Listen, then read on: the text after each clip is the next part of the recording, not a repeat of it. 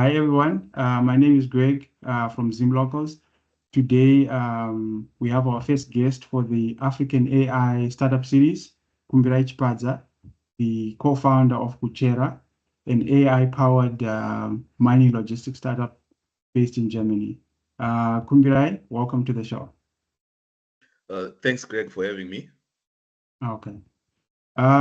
Just to tell me a bit about your journey, what inspired you to start Kuchera? Okay, I don't know if we have enough time, but anyway, in a nutshell, Yeah. I've been in Germany for the past 8 years, Okay. and initially I had my first startup called Deutsch Connect, which linked African and German businesses, and also taught the German language. So from then on, I Yeah. applied for a job as an entrepreneur in residence with BIM Berlin. BIM Berlin is the company builder for Boima Yeah. Group. So Okay. Boima Group, what they do through BIM Berlin, they come up with challenges in the mining sector. Yeah. No, sorry, not mining, in the logistics sector, Yeah. because that's where they are based. They are into conveyor systems. So they bring up these challenges, and you can apply from anywhere in the world. Then they do an interview with you. Then, if you're satisfied, if you qualify, you then get onboarded as an entrepreneur in residence. So during that time, Yeah. over 6 months, you work on a project, and they have a monthly gate checks, whereby they see if you are doing everything according to what you had said. Yeah. Is there a market for your product? Are there people who want your MVP? So that's what I was doing. So I was working in terms of the issue of fuel in mining at first. Yeah. That's where I first met my co-founder, Mtolisi Sibia, who's based from South Africa. Yeah. Then we started working together. But what we realized in the market was that fuel alone was not a big issue, because the cost of fuel could also just go towards the end user. But what was the biggest challenge for most of the mines or the contractors was the efficiency of the whole mining value chain in load and haul operations. Yeah. So, in a nutshell, that's where we went. What we started with was not exactly the biggest problem. And I Yeah. think this is important even for other entrepreneurs or startups to say the biggest motivator or the biggest selling point should be what the market wants, not Yeah. what, I mean, a lot of the times we have innovators, we have tech people, coders, they want to do their own stuff Yeah. and sell it. Whereas you need to find a problem in the market and then be able to solve it. I Yeah. always say you need to be a painkiller than to be a vitamin. Yeah. True, So true. yeah. So in a nutshell, that's how Kuchera. Then we then do the 6 months. We then qualify to go to pitch to the Boima Group. Yeah. Then once we then went to pitch the Boima Group, they then invested in us last year in July. So we're now 1 year, 2 months old. Okay. How did you meet your, I know there are three co-founders, right? You mentioned Kolisi. How did you meet the other third one? Okay. So Mkolisi had also joined as an entrepreneur in residence. I didn't know him because you can apply from anywhere. But because Yeah. we had sort of chosen the same problem statement, Yeah. we were then asked if we wanted to partner together. Then that's what we did. Then later on, in about the fourth month, as we're preparing everything, we were lacking a tech developer in our team. Both me Yeah. and Kolisi are not that tech savvy. Yeah. So that's when Chris came in, Chris Hager. So Chris, funny enough, Chris had also been part of the BIM Berlin program 2 years back, Yeah. but then unfortunately had not got funding for the project he was working with. But because of the work that he had done, and also his character-wise, the team at BIM introduced us to him and said, look, see if you're a good fit. So this is the amazing thing, that three people we had never Yeah. met before and are in Yeah. different parts of the world could be able to work together, start a company together, and True. start operating together. I think we worked together for about 4 months before we actually met in person. Oh, it was virtual. It was a virtual It was incubator. virtual. With Mtolisi, it was actually more than a year before I first met him, but we've Wow. been working together for more than a year. So it's Yeah, that's amazing how amazing. technology can be able to assist people in business as well, like that. Okay. Well, that's quite a story there. You mentioned you got an initial investment. Do you mind sharing the amount that you got, So unfortunately, I can't share the or a amount range? because that's of the company. But I can tell Okay. you that it's, do they say seven figures, or seven figures is correct? Yeah, when you are, when you're in those figures now. Yeah, In so euros. it's seven. Yes, in euros, seven figures Okay. and in euros. Yeah, That's quite a sum. Yeah? yeah, Okay. yeah. No, that's great. Can you tell me more about the product itself, Kuchera? I think there's a hardware component and there's a software component to it. Can you explain that a bit Okay, more? so maybe before I talk about the product itself, so the product is not called Kuchera, the product is called teamUp. Yes. But the name Okay. Kuchera, we were looking for a name that showed that we are in mining Yeah. technology. So Kuchera in Shona, I come from Zimbabwe, it Yeah. means to dig. Kuchera means to dig. Yes. Yes. So it was also pun intended because we are digging, but we're also digging data. Okay. You That's know, quite a good so name. that's Yeah. how that's how the word caught up Kuchera. So that's how we started the name Kuchera, because it talked towards mining, but it also talked towards data uh, Yeah. as well. The same. So our product is called teamUp, our current product. We say as Kuchera, the company, we're a performance management platform Okay. for load and haul operations. So it's not necessarily just mining, but it can be construction. It can also be in waste management. It can also be in agriculture. Okay. So using performance management as a service, we help mining teams set clear objectives, then also assist them in being able to achieve those objectives. Okay. So, and we do this in real time. What we realized was that most of the platforms that do what we do, or say they do what we do, they have lots of data and make some recommendations that might not be what the team wants. So in Okay. setting the goals together with the team, the mining team, this might be the operation, this might be production, this might be safety, you end up empowering people to do their jobs better. So Okay. everyone is empowered, and that's why we call it team up, because when we do it together as a team, everything goes up. So in fact, I'll talk about what we call this production. So what Okay. we do is objective setting, then performance tracking in real time. Then we give you data driven, uh, where you can then make your decisions through the data that we What give type you. of like things are you tracking and how do you track them? Okay, so we are tracking your cycle times. Okay. Uh, we are tracking your production. We are tracking your assets, asset money. Where is your asset at any given time in Okay. the pit or wherever it is? We are doing fleet management as well. We are also tracking in terms of mechanical uh, maintenance wise as well. Okay. But how do you exactly, is it more of recording and then, or there's some hardware component to it that, that you use for that tracking? Uh, Yes, good question. So yes, so we do have a hardware component which is put into the truck, okay. into the CAN bus of the truck. So that's put into the CAN bus of the truck.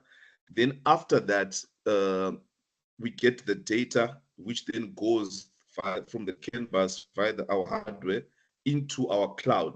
Then from the cloud, it then goes into an app, which then, as a mining operator or as management, you have that app, which is Yeah. in real time. So everything is being tracked in, this is your production output, equipment utilization, your cycle times, and your operational efficiency. So everything is being done in real time. But most importantly, we track what you want us to track. So I can give you an Okay. example where one client is worried about fuel Yeah. consumption.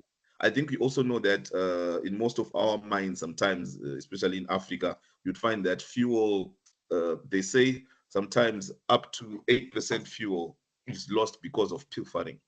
Okay. So that's a lot. So you'd find that they need better ways to track, to say, okay, where is my asset at any given time? Is it gone off route? Why did it go off route? For how many minutes? So from a very basic, without even putting a fuel sensor, if the Mm. truck goes off route, you're able to be told in real time that your truck is now off route. So you can be able to use that to know that something amiss is happening, or to ask the operator what is happening. So this client was looking for fuel consumption. For example, where they would be using their fuel consumption was reduced by 30% within three Yeah. weeks of using our solution. So Okay. that's one example where you have a clear target to say, I want to track my fuel. Someone would say, I want to track my safety metrics. When Yeah. there is brake speeding, whereby you know that at certain areas they're supposed to drive at such a speed. Then Mm. if they go over that speed, over speeding, then we can be able to tell them that information. Or maybe there are other safety regulations, certain places where they're not supposed to go on Yeah. the tracks. Then if they go there, we then be able to give incident reports, or also to give playback of whatever. So in the case of an accident, for example, we Yeah. also have a playback where Also, the video can, there's a video component. yes, there's a video component whereby you can be able to see the playback of what Okay. happened. But I want to emphasize that we are not a big brother Yeah. that looks and says your workers are stealing your fuel or this Yes. and this. What we do, you set your parameters, then we Yeah. assist you to achieve those objectives. I mean, even with the drivers themselves or the operators, we even Yeah. tell them the advantages of them using our solution. Because imagine if you're a driver, then you have an 8-hour shift and you're Yeah. expected to do certain loads per day. You know in real time how many loads you've done at any given time. And Yeah. when you do over and above, we then tell you so that you can also have enough rest. Yeah. So it's something that empowers everyone to, I mean, the biggest concern for any mine is production. So we Yes. want Yes. everyone to meet their production targets. Yes. You mentioned sensors for fuel. Do you also do that part, like fuel tracking? Yeah. Yes. So at Okay. a very basic, because when the fuel sensors, some of them they need to then be installed into the truck itself. So Yeah. that's a bigger cost, Yeah. or I mean that means your trucks are not moving during the time that that's being done. So what we do at a base level perspective, we just, like I said, through geofencing, through mapping, knowing where your assets are supposed to be, then if anything goes against what you have told us, by just Okay. doing that, you can already know that your fuel consumption will go low, because even those that were pilfering the fuel, Yeah. they now know that there's a mechanism that is there against that. But then Okay. the fuel sensors, that's an extra mile that can also be done, yes. And then with the fuel sensors, you're able to see, if you put 100 liters, you're able to see at any given time how many liters How many? you Yeah. have in the truck. Yes. Okay. All right. No, Okay. thank you for that. Okay. Can you maybe zero in on the business model? How do you like exactly make money? Um, Okay. So, as a startup, yeah. you continuously uh, change, you continuously grow. I think we also have one thing that we are lucky to have. We have our investors. Yeah. We also come from a family, the Boima Group, which has Yeah. over maybe 300 years combined of decision makers who have been in Okay. mining. Their experience, if you combine it, it's over 300 years. Yeah. So we sit down regularly, even with our brother, sister companies from the same group. And when we started with the subscription model, Yeah. whereby there's a one-off payment for the hardware component, then you pay monthly subscriptions, just like you do for Netflix, for the use of the box and the data that is derived. But then we Mm. realized, say, okay, this alone, does that encompass or does that assist the client in every way they want? Then we Yeah. also realized, no, but there's another method that is there. There's the value share model. So Okay. with the value share model, we give you the box, we agree on the parameters, on the metrics that we are chasing together, then you only pay us if we have achieved what we agreed. That Then shows we that you got agree. a lot of confidence in your product, eh? Exactly. I Yeah, mean, it's not only about having confidence in our product, but it's yeah, also for our clients to yes, also have that peace of mind and true. the feeling that we are doing this together. So we're not just coming to dump our hardware and software with you, but Yeah, we are involved in your day-to-day operations and assisting so that we meet the desired targets. So we believe that it makes it more collaborative. It makes it more like we believe in the word empowerment and team. That's why the product is called teamUp. We yeah, want everything to be done as part of a team. So we are still doing the subscription model, but as I speak right now, since beginning of September, we are yeah, now talking to our clients, engaging new potential clients to say, would you like to do a value share-based model? Would you want okay, to pilot in this time? And already we have people that have bought in, like I said, the ones that are looking at fuel, because the yeah, metrics to see if fuel was saved because of you used Kuchera team up, it's easier.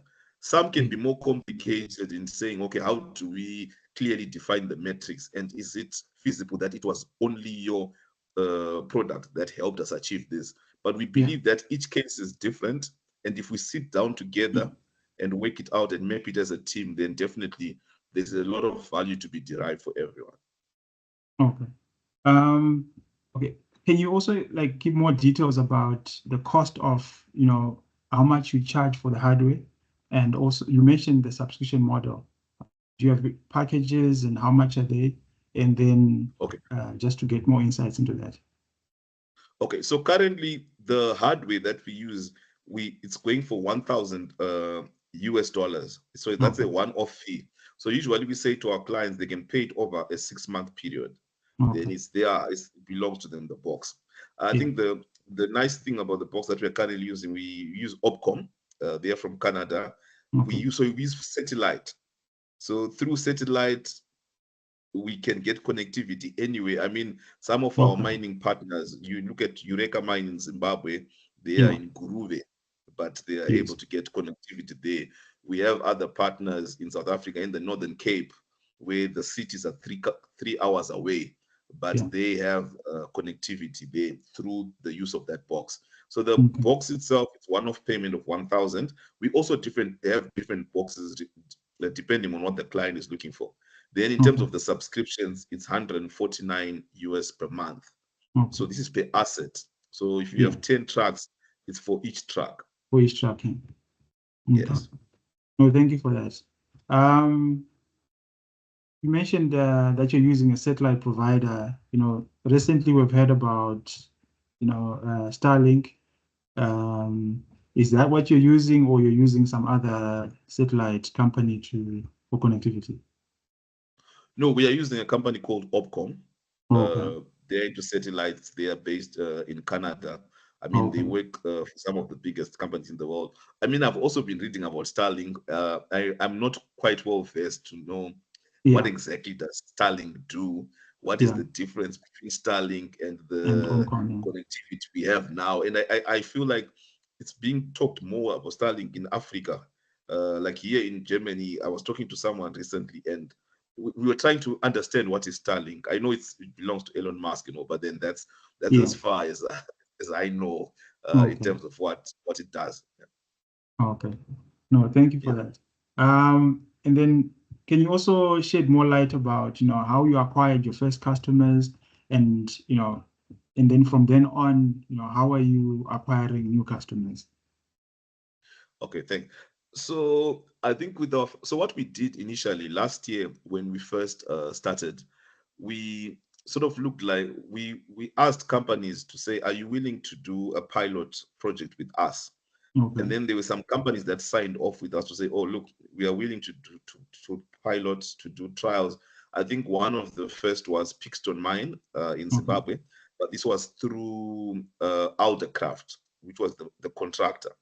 So Okay. you'd see at first it was easier for us to work with contractors because decision making is much faster for a contractor than Yeah. for a mine. So then, but then the contractor takes you to the mine. You can't just use your solution in the mine without the mine's knowledge. So the moment the mine knows about your products, and if they see value, then they can also even tell the other contractors to all use.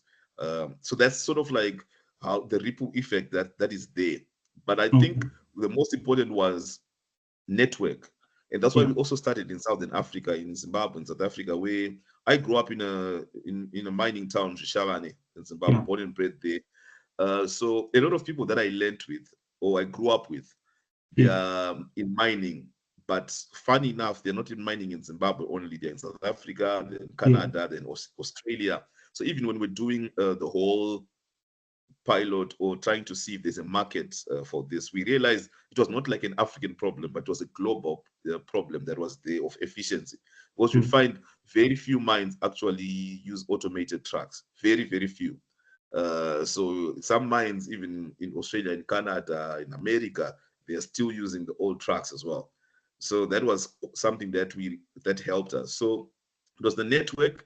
But from the network, one thing that I think has been the best way to sell for us has always been word of mouth. So you go into a mine, like I said, then the mine, they're coming from a mining house.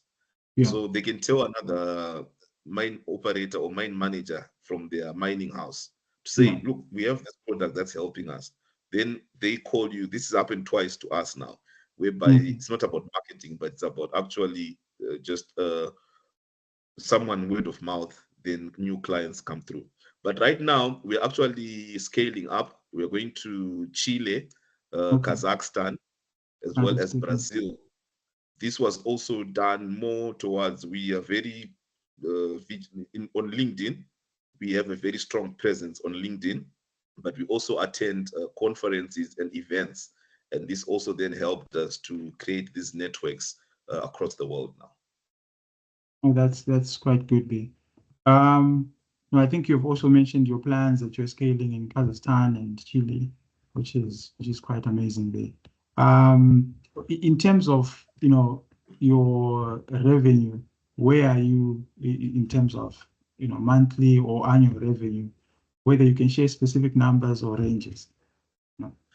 Okay, I can't share specific numbers, but I can just say that month on month, the number of trucks is increasing. And one thing that we actually created what we called the Kuchera universe, which shows the map of where exactly which towns, which mines, which towns, how many trucks, which countries they are. So How I would many say that countries do you have clients in so far? Maybe? so far it's 8. 8 So that countries. would be like Botswana, Brazil, Chile, Mozambique, South Africa, Zambia, Zimbabwe, Kazakhstan. Yeah, so it's 8 now. That's quite a good trajectory. Yeah, it's quite a big number because we only started in our final product. We only started having it actually in February, because I remember it was after the mining Indaba that we were really solid, because we went to the market gave us feedback. We went back, the tech guys did their wonders. We went a second time, again we got feedback. Then so that's where we decided to go with the performance management as a solution, because what we realized, like I said, most other players, they just have lots of data. Then you'd find someone is more specific on fleet management, someone is more on asset management, someone is more focused on productivity. But with us, you're able to do all these using one platform. That's number 2. We're also OEM agnostic. So it doesn't matter if it's a Komatsu, if it's a Sani, if it's a Libre, if it's a Bell truck, we can use our solution on any of those trucks. So you'd find in mines, they have different OEMs. They have Komatsu, they have Bell, Sun in the same mine. So these trucks, they don't speak to each other. So with us, we say you have one true vision of the truth.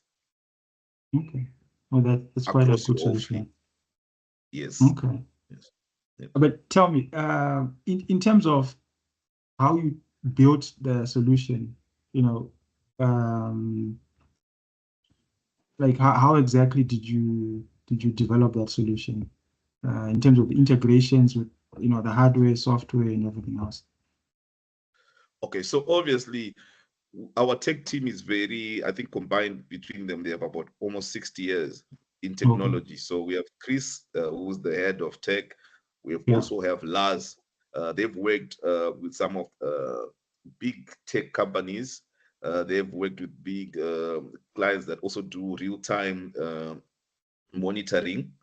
And so they've worked, so we have a very strong tech team, and we have a Okay. very big data warehouse as well. So everything is done internally on the software side. On the Okay. hardware, that is where we have partners. But again, the nice part is that we do not only have one hardware partner. This Yeah. can be integrated to different hardware solutions, like I said, depending on the some clients where they have connectivity, they might not want satellite. They might Yeah. just want something that can track in real time. That can be 3G, 4G, 5G, but Yeah. tracking in real time.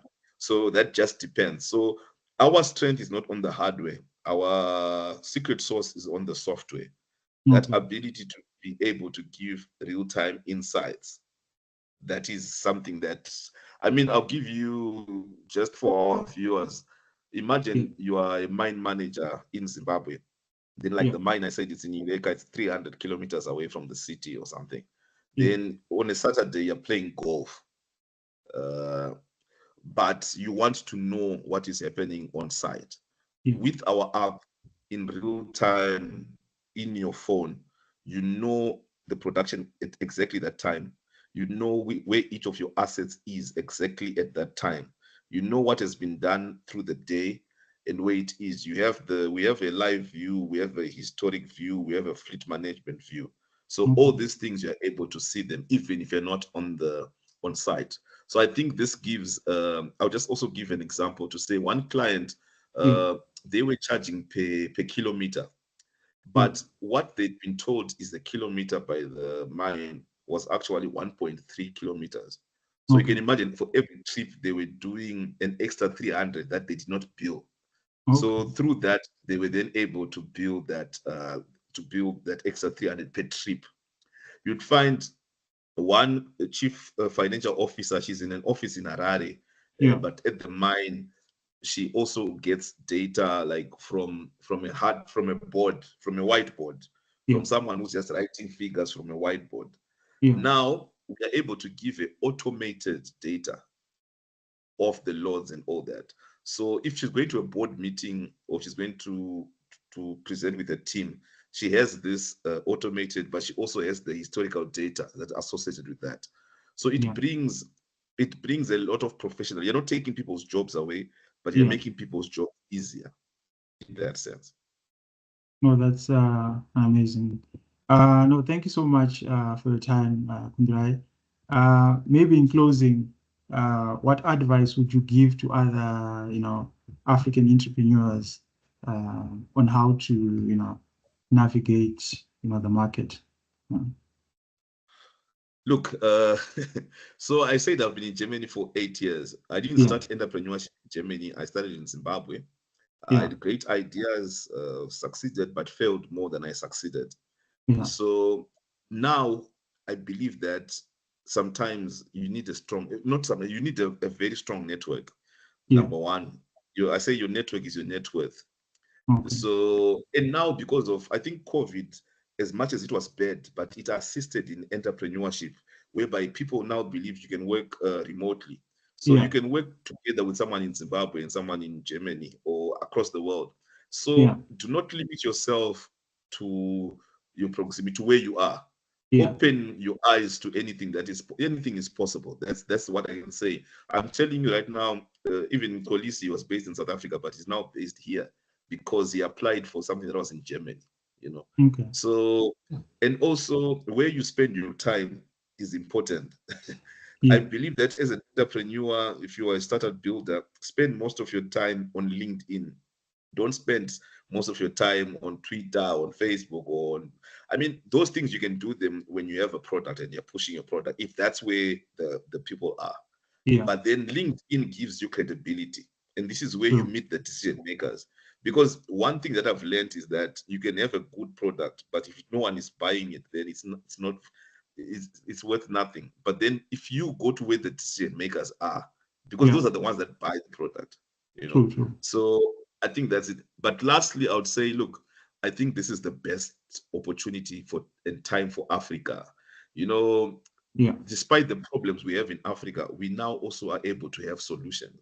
True. So, as a young person, as a young entrepreneur in Africa, look for solutions locally as well as globally. And most important, always find a mentor. So, a mentor can be someone just like me. I say Fusi Tembakwayo is my mentor, but I've never Okay. met him. Okay. I have never No, that's met him, quite but good. I follow him. I Yeah. watch his videos, his podcasts, and all that. So to me, he's a mentor already. Yeah. That's the way that I see it. Sometimes you can have a mentor who's a physical person that you meet up with, Yeah. that also just advises you. But it's always important to have mentors, because that tells you, and try and find mentors that also relate to where you come from, and Yeah. how, because it doesn't help sometimes to have a mentor from Silicon Valley, but who's Yes. never gone through the struggles that you go through every You're day. facing I now. always tell people here to say, look, when I was doing entrepreneurship in Zimbabwe, there was the word runway. There was never such a word where you get like 18 months runway, you're getting paid. I Yeah. was struggling to wake up in the morning, then to buy gas Yeah. for so that my children can eat, and buy fuel so that I can get into town on a daily basis. But I was an entrepreneur, you know. Yeah. So it's different. So you also need to have mentors who have gone through these kinds of lives as well. So yeah, True. True. sorry, I think that was a mouthful, but I felt No, it it's was very okay. important to mention it. Yeah. No, thank you so much. You like I saw on I think on LinkedIn you mentioned something you're doing some project in Vishavane. Some can you Yeah. just maybe close off with that? Yeah. Okay. So I've been proud of Shishawane even when it was not, people were not even proud of it, or people didn't know it. Yeah. So I love my hometown. It's a small town, but we grew up a very good life because of these mines as well. Yeah. We had a sports club, played rugby, cricket, bowling, table tennis, Yeah. but it's not there anymore, that lifestyle. So it hurts me a lot. Yeah. But then, so what I decided was like, look, don't wait for anyone else to help where you came from. Despite the funding can be a problem, but start with what we have. So what I had is a place, a house that we'd been renting out, but I decided to renovate it and make it into Okay. a hub. So we're Okay. now 2 months down. We haven't really had a lot of buy-in from, because people also don't understand the issue of hubs there Yeah. yet. So what we are now changing is from making the Shishawani but into a Zimbabwean hub, but Okay. headquartered in Shishavane. So Deutsche Okay. Connect Hub is there for entrepreneurs who are already, for now we say those are already operating, but then Okay. they want to scale. Maybe the next step is for them to get into the European market, or they're looking for a mentor, or they're looking for a partner, or they're Okay. looking to get, like I said, to the market. What I have is a network of mentors, a network of investors. I think if you saw like what you saw, there were already people who were saying, I'm willing to assist. Some of Yeah. the people that wanted to assist just for mentorship, it's someone who usually is paid 300 euro per hour, Yeah. but she'll be doing this for free, maybe teaching Okay. you how to marketing or things like that. So I have a strong network, and I Yeah. want to take advantage of that network. I don't like the issue where Africa should always be begging. Like Yeah. what President Kagame said, it's not about, we can't always just be begging. True. We True. don't True. want aid. Yeah, True. we want to do business. So that mentality is what I want to drive in the entrepreneurs to say, don't just be asking for aid. Ask for business, ask for your product to be sold in a certain area. I've already done this before, Yeah. before Kuchera, where I was bringing in African entrepreneurs to meet investors in Germany, Yeah. also helping African farmers with their foodstuffs who wanted to get into the German industry, market rather. So yeah, that's where Deutsche Connect Hub comes from. Okay. We're just starting out, but I Yeah. mean, with people like yourselves and your platforms that you have, we can Yeah. surely find good cases. What's important is not just to take anyone; it's Yeah. to first, because remember, when these people become ambassadors, and Yes. what they show or what they produce to the potential investors is Yeah. the mentality, is what people always take back to say, but come on, what, these are not really startups or Yeah. entrepreneurs. So you want to go out with even if there are 3 or 4, you want to take Yes. the few, then elevate them. Then through that, people will now believe more in us, and they will now understand that we have the capacity and we have young people that can be able to achieve great things. Yes. No, thank you so much. I'll definitely follow up about that project in Shawani. There are a couple of startups I know, young people who are starting up who would, really appreciate your support in that regard. No, so thank you so much, and yeah, it's been a pleasure, talking to you. I wish you all the success, in the future. Yeah. Thanks, Greg. Thanks a lot. And look, I like the kind of platform that you are doing. Please continue. I Yeah. know sometimes it can be very difficult. Sometimes they're not enough likes. Yes. As Yes. if you were doing things that are, people like social media. They like scandals. So people might Yes. not Yes. like this type of content, but just keep pushing. The few that learn, it will take our country further as well. No, thank you so much. Have a good Okay. day. Thank you. Okay, sure. Cheers.